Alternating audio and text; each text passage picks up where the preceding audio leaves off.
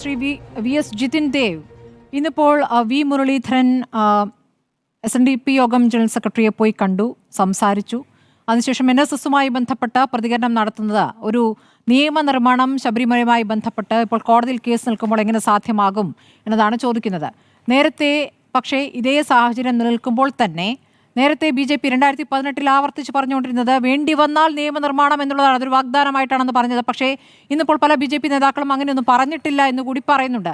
ഇതൊക്കെ സാധ്യമായതല്ല എന്നുള്ള കാര്യം വ്യക്തമാണ്. പക്ഷേ അങ്ങനെയുള്ള ഉറപ്പ് അന്ന് നൽകിയിരുന്നു. നിങ്ങളോടും അവിശ്വാസം രേഖപ്പെടുത്തുകയാണ് NSS. എന്താണ് പ്രതികരണം? സ്മൃതി, അങ്ങയുടെ ചോദ്യത്തിലേക്ക് ഞാൻ വരാം. ഇവിടെ CPMന്റെ പ്രതിനിധി പറയുന്നുണ്ടായിരുന്നു, ഭരണഘടന തൊട്ട് സത്യം ചെയ്ത സർക്കാർ, ആ സർക്കാരിന് കോടതി എങ്ങനെ ധിക്കരിക്കാൻ സാധിക്കും? ഇതാണ് അദ്ദേഹത്തിൻ്റെ വാദം. ഈ വാദം കഴിഞ്ഞ കുറച്ച് ദിവസങ്ങളായിട്ട് CPMന്റെ പ്രതിനിധികളെല്ലാം വിവിധ മാധ്യമങ്ങളിൽ ചർച്ചയിൽ ഉന്നയിച്ചുകൊണ്ടിരിക്കുന്ന വാദമാണ്. നോക്കൂ, ഇന്ന് റിപ്പോർട്ടർ ചാനലിനെ കണ്ടത് 3 CPM നേതാക്കന്മാരാണ്. ശ്രീ AK ബാലൻ, ശ്രീ VN വാസവൻ, ശ്രീ MV ഗോവിന്ദൻ. ഇതിനകത്ത് ഭരണഘടന തൊട്ട് സത്യപ്രതിജ്ഞ ചെയ്തത് ശ്രീ വാസവൻ മന്ത്രി മാത്രമാണ്. AK ബാലനും MV ഗോവിന്ദനും നിലവിൽ ഭരണഘടന തൊട്ട് സത്യം ചെയ്ത മന്ത്രിമാരല്ല. എന്താണ് യുവതീ പ്രവേശന വിഷയത്തിൽ ഇവരുടെ നിലപാട്? ആവർത്തിച്ച് മാധ്യമപ്രവർത്തകർ ചോദിച്ചിട്ടും അതിനെ സംബന്ധിച്ച് ഒരു നിലപാട് വ്യക്തമാക്കാൻ തയ്യാറാകാതെ ഇപ്പോൾ CPMന്റെ ഈ ചർച്ചയിൽ പങ്കെടുക്കുന്ന CPMന്റെ പ്രതിനിധി വഴുതി പോകുന്നതുപോലെ വഴുതി പോയിക്കൊണ്ടിരിക്കുകയാണ്. അപ്പോൾ ഇവർ പറയുന്നതിനകത്ത് എങ്ങനെയാണ് വിശ്വസിക്കാൻ സാധിക്കുന്നത്? ഇവർക്ക് എന്ത് നിലപാടാണുള്ളത്? നിലപാടില്ലായ്മയാണ് ഇവരുടെ നിലപാട്. വോട്ട് ബാങ്ക് രാഷ്ട്രീയത്തിന് വേണ്ടിയിട്ട് ഇവർ ഏത് തരത്തിലുള്ള നിലപാടും സ്വീകരിക്കും. എവിടെയും ഭിന്നിപ്പുണ്ടാക്കും, എവിടെയും പ്രീണന രാഷ്ട്രീയം കളിക്കും, എന്തും പറയും. മതത്തിന്റെ അടിസ്ഥാനത്തിൽ വോട്ട് ചോദിക്കാൻ ഒരു മടിയില്ലാത്ത പാർട്ടിയാണെന്ന് 1957 മുതൽ തെളിയിച്ച പാർട്ടിയാണ് കമ്മ്യൂണിസ്റ്റ് പാർട്ടികൾ. അപ്പോ ഇവരെ സംബന്ധിച്ച് ഈ കാര്യത്തിൽ കൃത്യമായ നിലപാടില്ല. അധികാര രാഷ്ട്രീയത്തിന് വേണ്ടിയിട്ട് മുമ്പ് സൂചിപ്പിച്ചതുപോലെ മൂന്നാമതും ഏത് വിധേനയും അധികാരത്തിൽ വരാനുള്ള ശ്രമങ്ങളാണ് ഇവർ നടത്തിക്കൊണ്ടിരിക്കുന്നത്. ക്ലിഫ് ഹൗസ് വിട്ട് ഒഴിഞ്ഞു പോകാൻ പിണറായി വിജയന്റെ മനസ്സനുവദിക്കുന്നില്ല. അതാണ് ഇവിടുത്തെ ഏറ്റവും വലിയ പ്രശ്നം. 2019 നവംബർ മാസം 1-ാം തീയതി ശ്രീ പിണറായി വിജയന്റെ ഒരു സ്റ്റേറ്റ്മെന്റ് ഉണ്ട്. നവീകരണത്തിന് തയ്യാറാകാത്ത പ്രസ്ഥാനങ്ങൾ അസാധുവാകും, അന്ധവിശ്വാസങ്ങൾക്കും അനാചാരങ്ങൾക്കും എതിരെ പൊരുതിയ ഒരു പൈതൃകം ഉണ്ടാകും, ആ പൈതൃകത്തെ കൈയൊഴിയണോ? അന്ധവിശ്വാസമാണോ യുവതി പ്രവേശനം? CPM പാർട്ടിയുടെ നിലപാട് എന്താണ്? നിങ്ങൾ സർക്കാരിന്റെ നിലപാട് പറയണ്ട, സർക്കാരിന്റെ മന്ത്രിമാര് പറയണ്ട. CPM എന്ന് പറയുന്ന രാഷ്ട്രീയ പാർട്ടിയുടെ നിലപാട് എന്താണ്? BJPയുടെ നിലപാട് ശബരിമലയിലെ ആചാരങ്ങളും അനുഷ്ഠാനങ്ങളും ലംഘിക്കാൻ പാടുള്ളതല്ല, ആചാരങ്ങളും അനുഷ്ഠാനങ്ങളും സംരക്ഷിക്കപ്പെടേണ്ടതാണ്. യുവതി പ്രവേശനത്തെ ആഗ്രഹപ്രകാരമുള്ള ആചാരങ്ങളെ സംരക്ഷിക്കുന്ന നിലപാട് ഇപ്പോൾ ഈ ഇടത് സർക്കാർ നടത്തുമ്പോൾ പിന്നെ നിങ്ങൾക്ക് പരാതിയില്ലല്ലോ. നിങ്ങൾ ആഗ്രഹിച്ചത് നടപ്പാക്കുന്നു. എന്റെ സ്മൃതി, ഈ CPM ഇത് പറയാൻ തയ്യാറാകുന്നുണ്ടോ? എനിക്ക് തോന്നുന്നു 7 മണി മുതൽ 7:24 വരെ അങ്ങ് ആവർത്തിച്ച് CPM പ്രതിനിധിയുടെ ഈ ചോദ്യം ചോദിക്കുകയാണ്. ആ ചോദ്യത്തിന് ഉത്തരം അദ്ദേഹം പറയാൻ തയ്യാറുണ്ടോ? യുവതീ പ്രവേശന വിഷയത്തിൽ CPMന്റെ നിലപാട് എന്താണ്? സത്യപ്രതിജ്ഞ മന്ത്രിമാര് പറയണ്ട, അത് പറയാൻ CPM പ്രതിനിധി തയ്യാറാകുന്നില്ലല്ലോ. യുവതീ പ്രവേശന വിഷയത്തിൽ നിലപാട് എന്താണ്? യുവതീ പ്രവേശനം 2019 ജനുവരി മാസം 2-ാം തീയതി ആക്ടിവിസ്റ്റുകളെ പോലീസ് അകമ്പടിയോടെ ശബരിമല സന്നിധാനത്തേക്ക് കൈപിടിച്ചു കൊണ്ടുപോയ ശ്രീ പിണറായി വിജയൻ സർക്കാരിന്റെ ഇപ്പോഴത്തെ നിലപാട് എന്താണ്? ആ നിലപാട് തെറ്റായിപ്പോയി. ഞങ്ങൾ തെറ്റ് ചെയ്തു, എത്രയോ കാര്യങ്ങളിൽ മാപ്പ് പറഞ്ഞും തെറ്റുതിരുത്തൽ രേഖയും നടത്തിയിട്ടുള്ളവരല്ലേ ഇവർ. എന്തുകൊണ്ട് നിലപാട് പറയാൻ തയ്യാറാകുന്നില്ല? പിന്നെ എങ്ങനെയാണ് അയ്യപ്പ വിശ്വാസികൾ ഇത് വിശ്വസിക്കാൻ തയ്യാറാകേണ്ടത്? ഇതല്ലേ ഈ സമൂഹത്തിൽ ഇന്ന് ഉയർന്നുകൊണ്ടിരിക്കുന്ന ഏറ്റവും പ്രധാനപ്പെട്ട ചോദ്യം. ആ ചോദ്യത്തിന് ഇവർ മറുപടി പറയില്ല. നിങ്ങൾ ഈ ചോദ്യം വീണ്ടും വീണ്ടും മാധ്യമപ്രവർത്തകർ ആവർത്തിച്ചു കഴിഞ്ഞാൽ ഈ 2 തെരഞ്ഞെടുപ്പ് കാലഘട്ടം വരുന്നത് വരെ CPM പ്രതിനിധികളെ ചാനൽ ചർച്ചയ്ക്ക് അവർ അയക്കില്ല. കാരണം അവർക്ക് നിലപാടില്ല. ഇതിനകത്ത് നിലപാട് പറയാൻ അവർക്ക് തയ്യാറാവില്ല.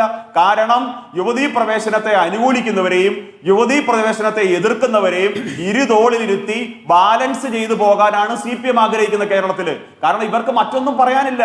കേരളത്തിൽ വികസനം പറയാൻ CPMനെ കൊണ്ട് സാധിക്കില്ല. ഏറ്റവും കൂടുതൽ പണപ്പെരുപ്പമുള്ള സംസ്ഥാനമായിട്ട് നമ്മുടെ സംസ്ഥാനം മാറി. വികസനം പറഞ്ഞ് വോട്ട് നേടാൻ സാധിക്കില്ല.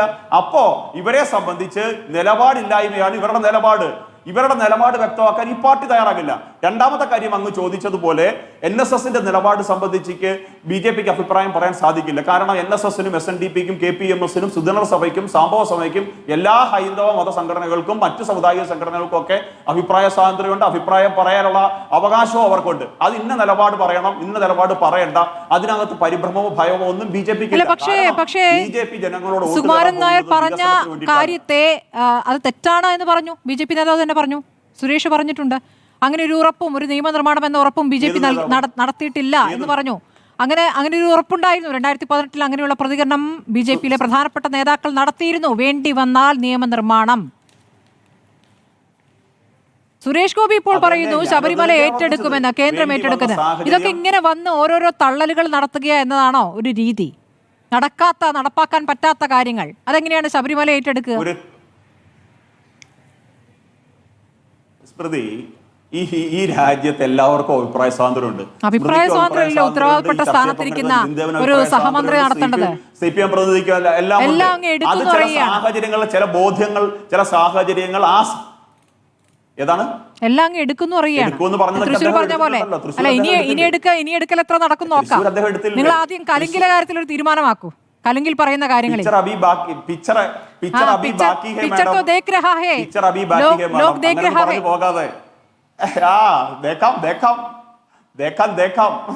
നിൽക്കൂ. അങ്ങനെ ഭയപ്പെടാതെ, അങ്ങനെ ഭയപ്പെട്ടൊന്നും പോകാതെ. ഈ പറഞ്ഞ കാര്യങ്ങളൊന്നും BJP നേതാക്കന്മാരൊന്നും വെറുവാക്കൊന്നും പറയാറില്ല സ്മൃതി. അതുകൊണ്ട് അങ്ങനൊന്നും കരുതരുത്. ഇത് നരേന്ദ്രമോദിയുടെ പാർട്ടിയാണ്. അതുകൊണ്ട് അങ്ങനൊന്നും അതിനെ വ്യാഖ്യാനിക്കാൻ ശ്രമിക്കരുത്. ഇവിടെ വിഷയം എന്താണ്? ഇപ്പോൾ NSSനോട് പറഞ്ഞ NSSന്റെ ജനറൽ സെക്രട്ടറി ശ്രീ സുകുമാരൻ നായരോട് പറഞ്ഞ നിലപാട് പൊതുസമൂഹത്തിൽ പറയാൻ CPM തയ്യാറാകുന്നില്ല. ഇതാണല്ലോ ഇപ്പോഴത്തെ വിഷയം. അയ്യപ്പ വിശ്വാസികളെ വോട്ട് ബാങ്ക് രാഷ്ട്രീയത്തിന് വേണ്ടി ഉപയോഗിക്കാൻ ഇവർ ശ്രമിക്കുന്നു. മതത്തിന്റെ പേര് പറഞ്ഞ് വോട്ട് പിടിക്കാൻ ശ്രമിക്കുന്നു. ഈ വിഷയത്തെ അനുകൂലിക്കുന്നവരെയും എതിർക്കുന്നവരെയും ഇരുതോളിലേറ്റി പോകാൻ ഇവർ ആഗ്രഹിക്കുന്നു. നിങ്ങളല്ലേ അയ്യപ്പ സംഘത്തിന് നിങ്ങളുടെ പ്രധാനപ്പെട്ട അല്ലല്ല യോഗി ആദിത്യനാഥ് എല്ലാ ആശംസകളും നേർന്നുകൊണ്ട് കത്ത് കൊടുത്ത പരിപാടിയെ കുറിച്ചാണോ നിങ്ങൾ ഈ പറയുന്നത്? എന്താ ഈ പറയുന്നത്? യോഗി ആദിത്യനാഥ് ആരാണ്? ഉത്തർപ്രദേശിന്റെ മുഖ്യമന്ത്രിയാണ്. യോഗി ആദിത്യനാഥിന് കത്തയച്ചതാരാണ്? CPMന്റെ പാർട്ടി സെക്രട്ടറി ശ്രീ MV ഗോവിന്ദനാണോ? യോഗി ആദിത്യനാഥിന് കത്തയച്ചത്? അപ്പൊ നിങ്ങൾക്ക് ഇടത് സർക്കാരിനോട് എതിർപ്പില്ല, നിങ്ങൾക്ക് CPMുമായി ബന്ധപ്പെട്ട് മാത്രമേ അഭിപ്രായ വ്യത്യാസമുള്ളൂ അല്ലേ? ഇടത് സർക്കാരിനോട് എതിരഭിപ്രായമില്ല. ഞാൻ പറയട്ടെന്ന്, ഞാൻ എന്റെ വായിക്കകത്തോട്ട് കയറി ഇരുന്നിട്ട് എന്റെ അഭിപ്രായമായിട്ട് അങ്ങയുടെ അഭിപ്രായം പറയേണ്ട കാര്യമില്ല. ചോദ്യമാണെന്നാണ് എന്റെ വിശ്വാസം. അതുകൊണ്ട് അങ്ങ് എന്റെ വായിലോട്ട് കയറിയിരുന്ന എന്റെ അഭിപ്രായം പറയാതെ ഔദ്യോഗിക മര്യാദയുടെ ഭാഗമായിട്ടുണ്ടായ ഒരു പ്രതികരണത്തെ മാത്രമായിട്ടാണ് അത് കണക്കാക്കുന്നത്. ഇവിടുത്തെ CPM നടത്തിക്കൊണ്ടിരിക്കുന്ന ഈ പറഞ്ഞ നരനായാട്ടിനെതിരെയും CPM നടത്തിക്കൊണ്ടിരിക്കുന്ന ഈ രാഷ്ട്രീയ നിലപാടുകൾക്കെതിരെയും കേരളത്തിൽ തന്നെ വന്ന് പലവട്ടം പല വേദിയിൽ സംസാരിച്ചിട്ടുള്ള വ്യക്തിയാണ് ശ്രീ യോഗി ആദിത്യനാഥ്. അല്ല നിങ്ങൾക്ക് പറയാൻ സാധിക്കും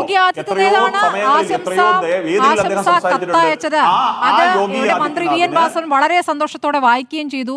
എന്നിട്ട് എന്താ സംഭവിച്ചത്? പിറ്റേ ദിവസം നിങ്ങളുടെ സംസ്ഥാന അധ്യക്ഷൻ പറയുകയാണ്, എന്നെ വിളിച്ചിരുന്നെങ്കിൽ ഞാനും പോയേനേന്ന് പറഞ്ഞില്ലേ? അങ്ങയുടെ രാജീവ് ചന്ദ്രശേഖർ പറഞ്ഞില്ലേ?